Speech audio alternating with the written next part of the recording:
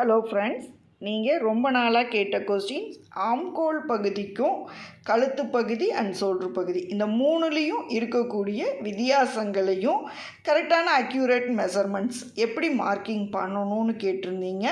உங்கள் ஒவ்வொருத்தருக்கும் கிளியராக எக்ஸ்பிளைன் பண்ணுற மாதிரி ஷோல்டருக்கு நம்ம டோட்டலாக எவ்வளோ எடுக்க போகிறோம், ஆம்கோல் பகுதியில் என்னென்ன டவுட்ஸ் வரும், அதை எப்படி நீங்கள் கிளியர் பண்ண போகிறீங்கிறத இன்ச் பை இன்ச் மார்க்கிங் மெத்தட்ஸோட கிளியர் எக்ஸ்ப்ளனேஷனோட உங்களுக்கு இந்த கிளாஸில் முழுவதுமாக எக்ஸ்பிளைன் பண்ணுறேன்.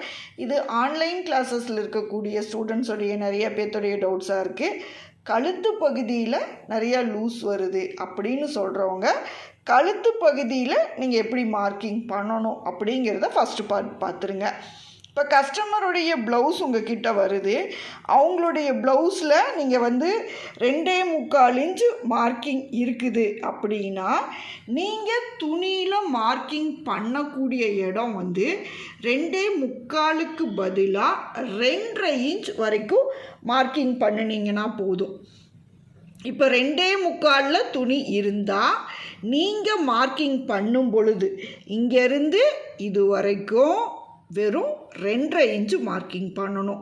நீங்கள் வெட்டி துணியை தைக்கிறீங்க அப்படின்னா இது 2.25 முடியும்.